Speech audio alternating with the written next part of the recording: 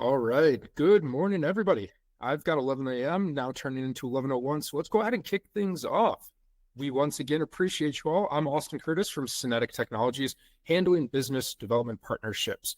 If you have any specific needs when it comes to your IT asset management, your IT asset disposition, and your Google Workspace for Education needs, feel free to come to us, especially as we get into these winter and fall months, or fall and winter, if you think about it better.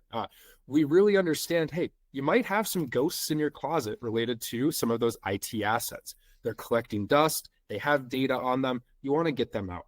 That's where you can go ahead and contact Joe, you can contact myself, and you can, of course, contact our VP of K-12 Services, Miss Amy Bailey. We'd love to be able to support you, or at the very least, just offer up some trusted guidance from an advisory group that's been doing work alongside this lines for 25 years. As a reminder, we do handle deployments, we do handle warranty and out of warranty endpoint repairs, and then formally we do that IT asset disposition, where we're coming in more than just your e-waste. We are selling assets on the behalf of your district to get some dollars back into your technology budget.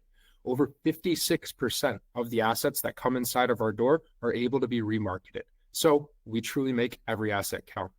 Now, without further ado, I've taken too much time. We once again really appreciate all of your time today. I'm going to kick it back over to Mr. Joe Smizer, our Director of Google Services, so that he can take you through some of our boo-tastic enjoyment today. Thanks, Joe, and thanks everyone again. All right. Well, thank you, Austin. Hey there, and welcome to today's webinar, Boosting Your Cybersecurity with Gemini, AI Tricks for Cybersecurity Month.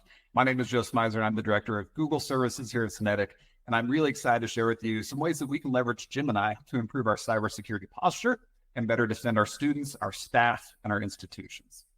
So briefly, let's take a look at where we're going today. Today, we're going to look at how hackers and cyber criminals are using artificial intelligence. We'll also discuss briefly what Gemini is. And then we're going to spend the bulk of our time together taking a look at a hands-on demo of how we can actually use Gemini to improve our cybersecurity. As always, we'll have a chance for some Q&A at the end of the webinar. So if I miss anything or if you have questions, just remind me at the end. This webinar is going to be recorded. And again, that recording, the slide deck, and other resources will be shared on k12techleaders.com later today. You can then also find this recording on Apple Podcasts and Spotify. Okay, so with that out of the way, let's dive in, and we'll get started with a question real fast. Using the chat, if you could respond, the question is, have you used Gemini before? Have you used Google's Gemini before? And how have you used it? What's one of your favorite use cases for using Gemini in your domain? Again, I'll give you a couple moments to respond using the chat. Have you used Gemini before? And how have you used it? So we'll give you a moment or two to respond using the chat.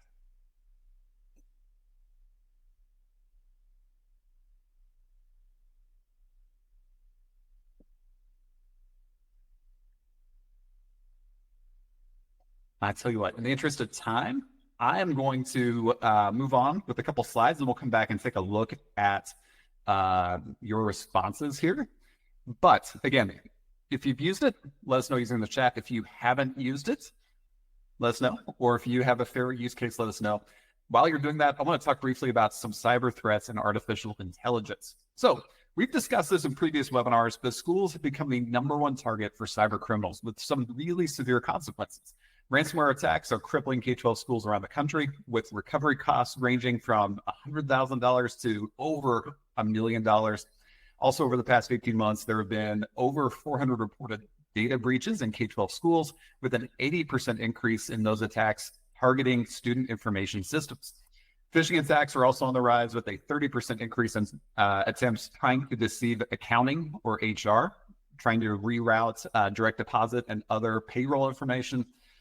Distributed denial of service attacks, or DDoS attacks, are also disrupting school operations, with over 50% of schools experiencing those attacks, 81% of those attacks impacting student learning.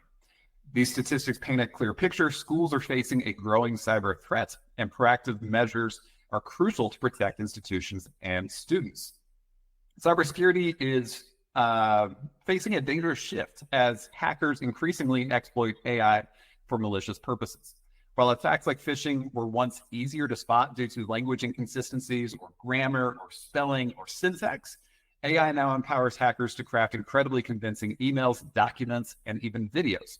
This means anyone can fall victim to sophisticated scams like deepfakes, which spread misinformation and damage reputations, or AI-powered phishing emails that are nearly impossible to distinguish from legitimate messages. Further, AI-driven chatbots can manipulate individuals online, and advanced algorithms can crack passwords and bypass security with unprecedented speed and efficiency. Even malware is evolving, using AI to learn and adapt to security software. To combat this growing threat, schools need to prioritize cybersecurity by investing in AI-powered defenses, educating their school community, and fostering a culture of security awareness. So real fast, before we get into this too far, let's take a look at what Gemini is and how we can use it to improve our cybersecurity. So real fast, what is Gemini? Since AI is now being used to create more advanced attacks, how do we leverage the same technology to strengthen our own defenses and protect ourselves? That's where Gemini comes in. So Gemini is Google's advanced AI model that can understand and generate text, images, audio, video, and code. Gemini for Education brings this powerful technology a step farther into Google Workspace, enhancing the tools you're already familiar with, like Docs, Slides, Classroom, and more, with AI capabilities. This allows your educators to streamline tasks, create engaging lesson experiences, and personalize support for your students. With Gemini, your teachers can generate creative content, summarize research, translate languages, and receive personalized assistance within their workflow. Students can benefit from AI-powered tutoring, get help with writing assignments, and more. Again, I'll point out here, student access is limited to users 18 and above, while staff can access that already. Gemini for Education aims to empower both teachers and students with innovative tools that enhance teaching and learning. As we think about this, again, I want to highlight Gemini, as we look at it, is going to use generative AI. Generative AI is used to create new content such as text, images, music, code, and more, all with a simple prompt. It can also enable a new era of working, teaching, and learning, as it can help people be significantly more productive, collaborative, and creative. Gemini is your AI-powered assistant, specifically for education. Again, like we've talked about, Gemini helps you save time by speeding up tasks, allowing you to focus on what matters, and that's your school, your students. It makes learning more personal by tailoring content to individual needs and interests, captivating every student. So just for example, say you have a 6th grade teacher that's working on a reading assignment or a writing assignment, and maybe they have some students that are struggling or some students that are out in front. They can use AI to quickly tailor that lesson they already have made to different learning styles or different learning levels. Gemini empowers students to learn confidently with AI-guided support and inspires creativity by providing fresh ideas and new approaches. Again, with Gemini, you have an innovative partner that transforms the way you teach and the way your students learn. Real fast, a couple of things that I want to point out. It's important to remember that Gemini is a cutting-edge technology, but it's still under development. That means its capabilities are constantly evolving and improving, but they're also constantly changing. So you might expect new features and new advancements day to day or week to week. As with any AI, Gemini may occasionally produce unexpected or inaccurate outputs. So as we start looking at, hey, how do we create code? How do we create all sorts of different content? It's important to take a look at it and look for unexpected or inaccurate outputs. It's also essential to critically evaluate its responses and use your own judgment and expertise to ensure accuracy and appropriateness. We encourage you to explore Gemini's potential here and let us know how you might use it in your domain. So with that, we created some demo accounts for you to use during our hands-on portion of our webinar. Those demo accounts, we created one for each of you if you registered in advance. We'll take a look at what that looks like. If you want to access that, you can go to bit.ly/boosting Gemini. I'll also put that in the chat real fast. So that's bit.ly/boosting Gemini. It is case sensitive. So just copy and paste that into your browser. That will take you to this demo account page. If you can't find it, you can also go to resources and then demo accounts on our resources here. But again, we created some demo accounts for you to use. So for example, if you're Dr. Amy Bailey and your initials are AB, you would use boosting security 1 at demogfe.com with the password GoGoogle1.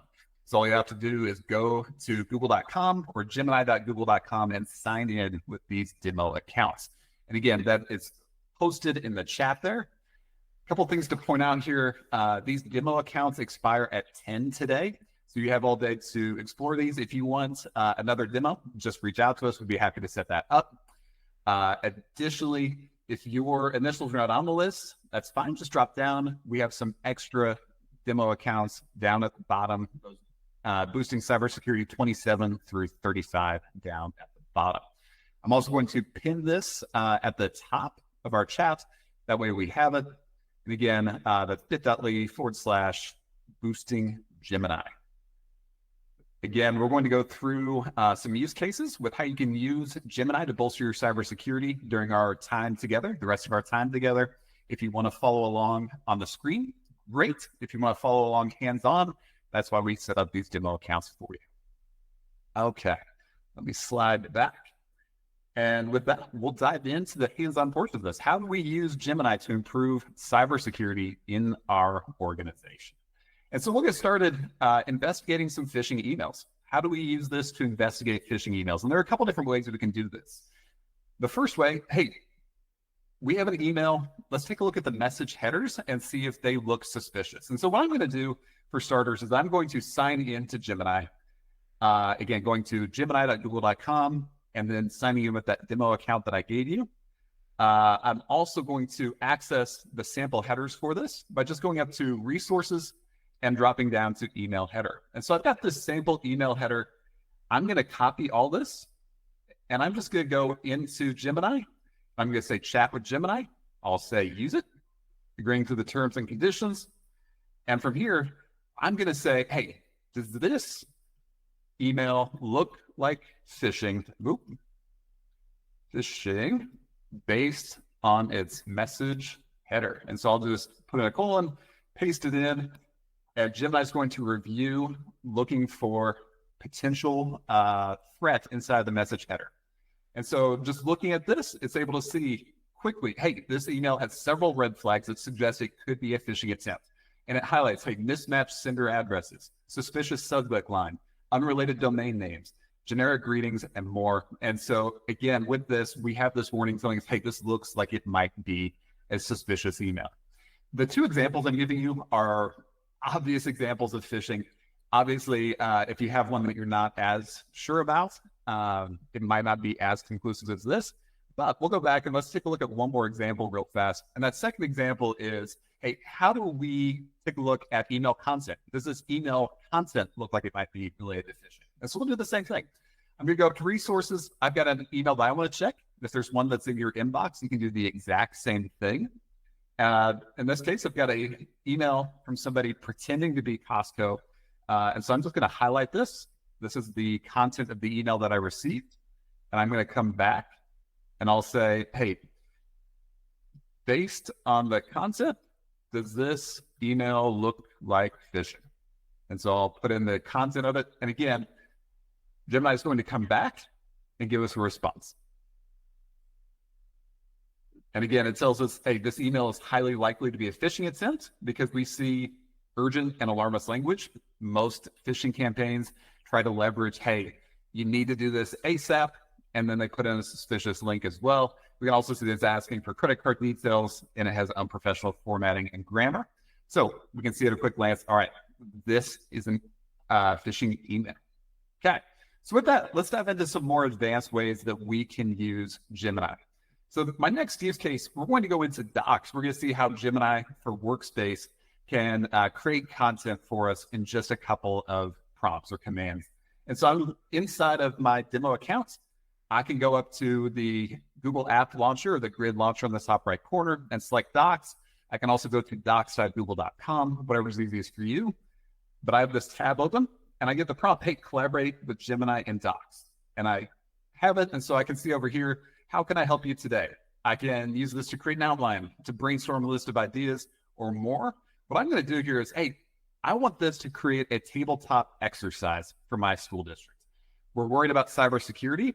So I'm going to come in here and I'm going to say, create a cybersecurity tabletop exercise for my K-12 school district based on current security trends. And so I'll hit return. Gemini's going to go out and create this for me.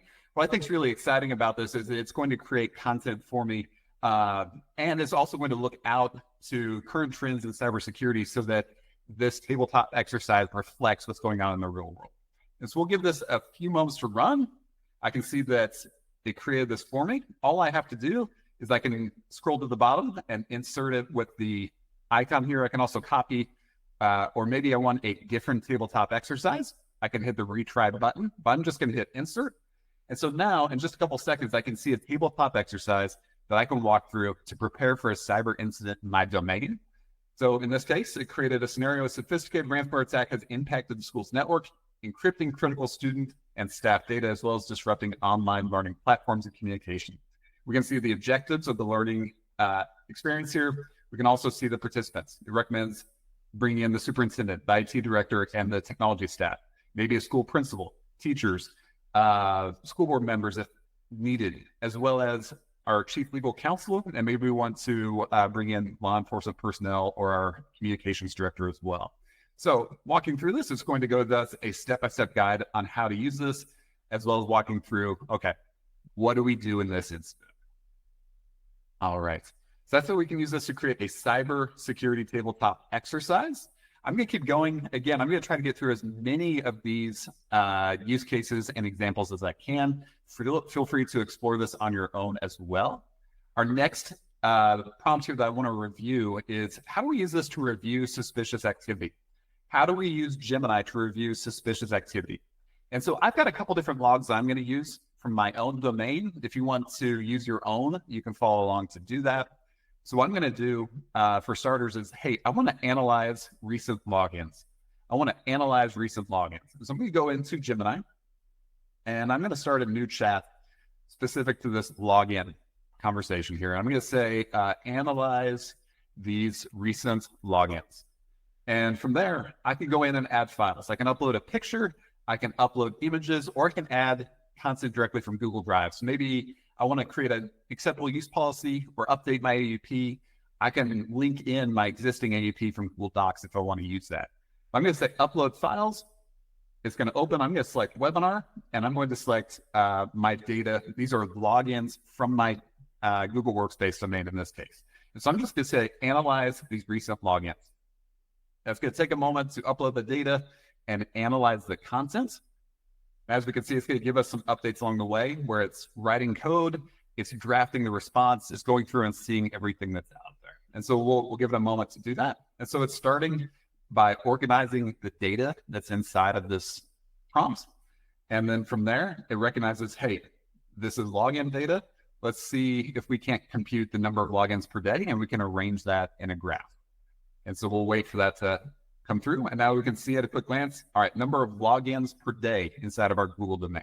Okay, pretty straightforward. If we keep going, we can also go through, and if we run this again, we can have it retry this, or we can change our analysis. Maybe we want to see, hey, what users are signing in the most, or are there users who are signing in from multiple locations at the same time? So some anomalous activity or some unusual activity. We can use the analysis inside of Gemini to help us with that. Additionally, we can also say, hey, are these logins suspicious? And so I'll just type in, are these logins suspicious? A couple different ways that Gemini will handle this. And we can add in additional information to this prompt, to this conversation, to help steer the results that we're looking for. So if we're wanting to compare IP addresses, and we want to see, hey, does this IP address exist in abuseipdb.com, that online database of all the different potentially malicious IP addresses around the world, we could do that and say, hey, compare this to abuseipdb, and it'll go out and do that. And if it's a large number, right, like if it's 1,000 logins or 10,000 logins, it'll actually create an app for us or give us a guide on how to create an app step by step that will connect to the abuseipdb.com API. That way it can go through and scan multiple IP addresses all at once. But in this case, I just said, is it suspicious? And so looking at this, it's trying to get based on suspicious logins. And this is actually coming directly from the Google sheet for these logins. So it's a little bit misleading in this. And so I apologize for that. If I wanted to try this differently, I've also got one other piece of login information that I can reference here. So I've got logins here, and I can just say, do these IP addresses look suspicious? We can also have it analyze it a separate way, right? So maybe we want it to look at, again, unusual activity. Do we have multiple people or multiple logins into the same account from different geographic locations? Or are they signing in from unusual times or unusual devices? And so, again, we can see how Gemini is going to try to handle this. Again, the responses are going to vary because this is a chat, and it's going to vary from input to input. That's why being specific in our prompts can really help shape the responses that we get back. And again, with this, what this is going here is it's trying to analyze some of the statistics here and trying to show us where these IP addresses are coming from, as well as if they're suspicious, if not, and the frequency. And again, if we want to find additional information or compare it to abuse IPVD or do anything like that, all we have to do is type that into the prompt, and it'll help us, or it will reroute, calibrate those responses based on the prompts that we give us. All right, so that's how we can use it to respond to suspicious activity, kind of analyze what's going on inside of our domain. Also highlight, we can put in all sorts of different data. So maybe we want to grab data from our web filter, or grab data from our firewall, or device activity from our MDM. Gemini can analyze all of those. Again, maybe the best way to do that's going to be with a CSV, but if it's in a PDF or Google Sheet or anything else, we can leverage those different file types as well. And again, we're just kind of going through some of the more basic things that we can do with the chat portion of ChatGPT, of Gemini. That way we can kind of see the basic things, the easy to use things. But if we want to go into Google Cloud and connect it to Gemini, the possibilities are endless in how we can use this for cybersecurity. Real fast to see, James had in that IP example, can identify IPs from outside the United States. Again, it's going to vary. It's going to try its best to, and sometimes it's going to find that answer, James.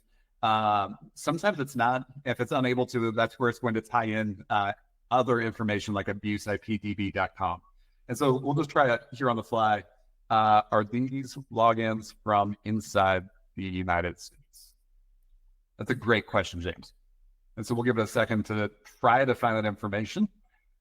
Again, if it's a large data set, it may try to do this as an app going through the API instead.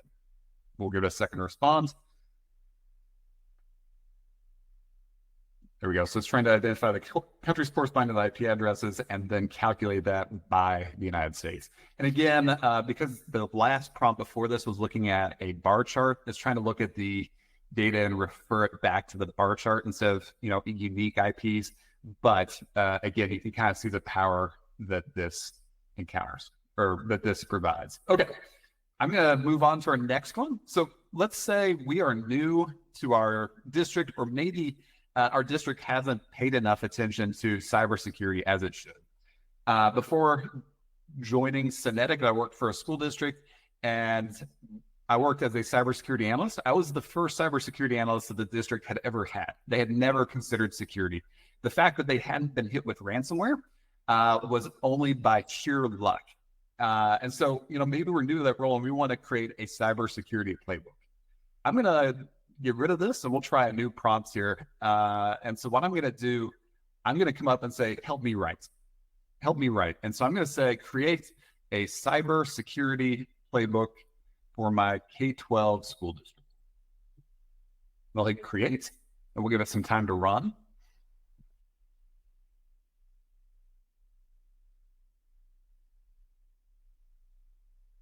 And I'm going to say insert. And so now I can see a playbook for my technology department specifically related to cybersecurity. So walking through this, that's going to cover things like network security, endpoint security, and give me a roadmap, a playbook on what my next steps are in my cybersecurity adventure in my school district here. All right, so we'll step back again, and let's review some other ways that we can do this. So we've looked at this for a cybersecurity playbook. Let's talk about some other things like cybersecurity plans. So I'll come back and I'll say, hey, create an incident response plan for my school district based on the NIST framework, and the ISO, we'll say 27001. And we'll give it a second to do that. Again, this is going to go out and reference the NIST cybersecurity framework as well as ISO 27001. And from here, it's going to give us the information we need. I'm going to, instead of keeping it simple, I want this to be more elaborate, have more content in the response. I'm going to let it run again. And then I'm going to insert this. And so from here, I can see additional information and the response plan for my incident response here. So starting with establishing my incident response team, I need to go through and make sure that I have the correct people in my incident response team. And then I can walk through and build out this plan related to the NIST framework. So this is a great place to start. Again, this isn't where the plan stops. This isn't its finished product. This is going to help me brainstorm and create a plan based on that cybersecurity protocol. A couple other instances that I want to run through here. So let's see. Maybe we want to create a clean desk policy. So I'll say create a cybersecurity clean desk policy for my tech department. That way I can create a policy just for the folks in my technology department. That way they know what's expected of them when it comes to things like usernames and passwords and different things like that. And so I'm, again, going to make this more elaborate so that it covers more information. And again, this is going to say exactly what's expected from my domain or from my tech department here. So things like usernames, passwords, anything like that. Am I supposed to leave that on my desk? And what happens if I don't play along? Let's see. Let's create an AUP. Create an AUP for the students in it's really tough to type on the fly. Students in my school district. Okay, so it's going to create an AUP for me here. I've got my new acceptable use policy. And again, we can see AI is not perfect. It's going to put in some interesting symbols from time to time. That's why it's important for us to review this and make sure it's accurate. But I've got this AUP. Maybe we want to build this out farther. I can come back and I can use the help me write feature again. And I'm going to say in this case, add a section prohibiting the use of smart speakers, smart devices, and other connected devices. So as we think about smart devices, things like Alexa speakers and things like that, probably a good idea to really review what's in our domain and make sure that staff understand that it's not okay for them to use some of these devices that are meant for the home inside of our school district. And I'll also say unless approved by the technology committee. And I'll say create. And now it's going to create a new section for me related to smart devices. And so here we can see, in addition to the acceptable and unacceptable uses outlined above, students are prohibited from using smart speakers, smart devices, and more. And again, I just want to go in and I want to update this because really this isn't going to be targeted for students. This one's going to be targeted to staff. And if I like it, I can hit insert and I just have to further build this out. All right, a couple more policies and things I want to highlight real fast before we jump into security awareness and things like that. I'm going to say, hey, create a job description for a security analyst at my school district. It's going to go out and it's going to create a job description that I can use. Again, maybe we've never had a security analyst or a network analyst in charge of security in our domain. This is going to give us next steps on how we can start creating this position. I can insert it. Again, we'll have to tailor it to the needs of our school district as well as the expectations from our human resources department, but it's a great first step. Okay, a couple others real fast. Let's see. Create a policy for investigating emails and documents using Google Vault. And so I'll create this. Maybe we need to have a policy so that our technology department, as well as other administrators in our department or in our school district, know how and when to use Google Vault. And so with this, I've got a little bit of information. Maybe I need to refine this a little bit more. And so maybe I want to also say include who can request an investigation, who can perform an investigation, and what they'll do with the data. So I'll have it updated. And now we've got, in just a couple seconds, our new policy for how Google Vault can be used in my domain. And again, just some bullet points here that we can then build out. Who can perform investigations conducted by HR. Maybe we update that to say investigations can only be requested by administrators in our domain. And again, we need to also highlight some best practices for Google Workspace as well, saying, hey, only people with the express permission, positions like X, Y, and Z have permission to conduct these investigations. All right. Let's keep going. A couple other use cases real fast before we wrap up our webinar. How do we use this for cybersecurity awareness training? And so for this, I'm going to come back and we'll do this inside of the chat portion of Gemini. But let's say, hey, create a security awareness training plan for my staff. We'll say school staff for the 2024-2025 school year. And again, we'll let Gemini work on this as we come back with our goals as well as a schedule so that we can build this out. Seeing here, hey, we have recommendations for each month of the year. Maybe we tailor some of this so that we know, hey, in August, we're going to put this training into a video training that they need to complete at the start of the school year. Maybe we know that in October, we have an all-staff PD day, and we're going to do this in person, either at their school or at the all-staff location. That way we can customize this. And again, we can see recommended training methods, training content, and more. We can also take this a step farther here. Create a slide deck for a security awareness training discussing passwords, MFA, trends, and best practices. And again, this is going to go out and create a slide deck for us.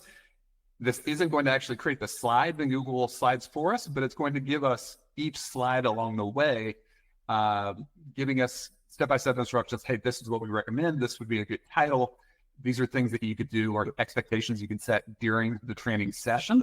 Again, we can see do's and don'ts down at the bottom. If we scroll to the bottom, we can see this keeps building out. What do we do if we encounter a security incident?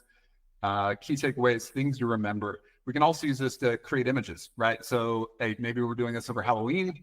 Create an image depicting ransomware in a school and Halloween. And so we'll give this a second to run, and we can see how it creates this image. We can then take that image directly into our slide presentation. Give it one more second.